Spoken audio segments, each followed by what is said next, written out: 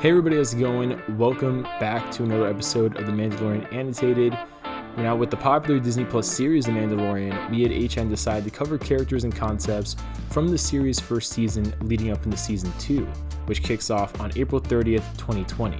Now, this series is set 5 years after the events of Return of the Jedi and the Fall of the Empire, but before the events of Episode 7.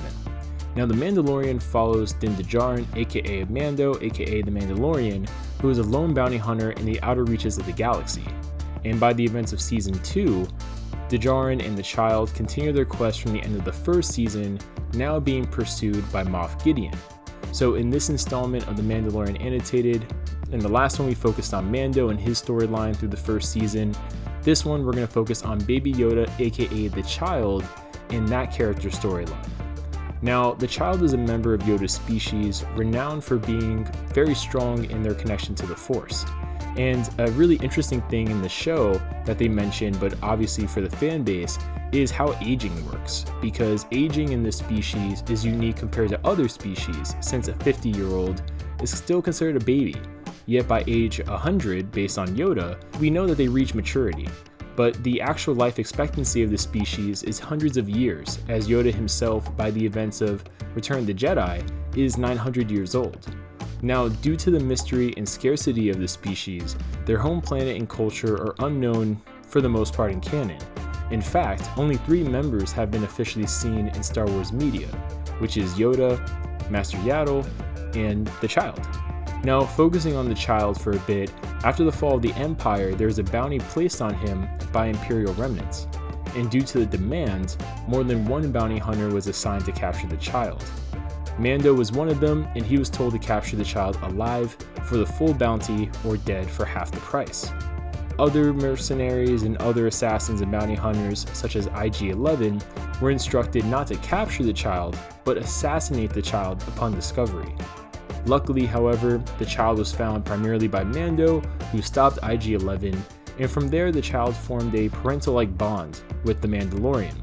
And honestly, a lot of this even came from the fact that the child saved Mando's life during a Mudhorn attack using the Force, although the act did drain the child's energy in a very cute way.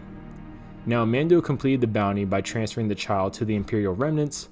However, from there the plan was discovered, which was essentially to extract an unknown material from the child, and after this successful extraction, they were going to kill the child. A popular theory is that the Imperial remnants wanted to either clone or harvest the midi-chlorians from the child, since that species is so well known to exhibit powerful connections to the Force. Now, Mando, after having a change of heart, does save the child from the Imperial remnants, saving them from their plans, and he effectively becomes its guardian, based upon the Mandalorian Creed, which essentially dictates that until the child becomes of age, Mando has to essentially act as if it's its parent until it is able to either become of age for that species' maturity or be reunited with other members of its species. And from there, that's what Mando sets out to do in terms of reuniting the child with members of its species, alongside of the child actually becoming a member of Mando's own new clan. Now, Force abilities displayed by the child throughout Season 1 The Mandalorian specifically are the following, which is telekinesis, shown at one moment by lifting a Mudhorn and also redirecting a flamethrower blast. Another was a Force choke ability, which was shown when basically Dune was arm wrestling with Mando and the child thought that she was hurting Mando, so he started Force choking her.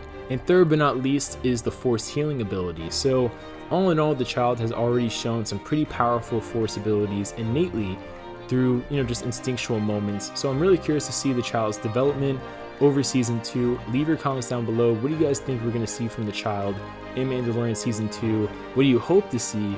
And are you excited to potentially see more members of Master Yoda's species alongside of potentially an official name for that species? So leave your comments down below, and we'll see you guys later.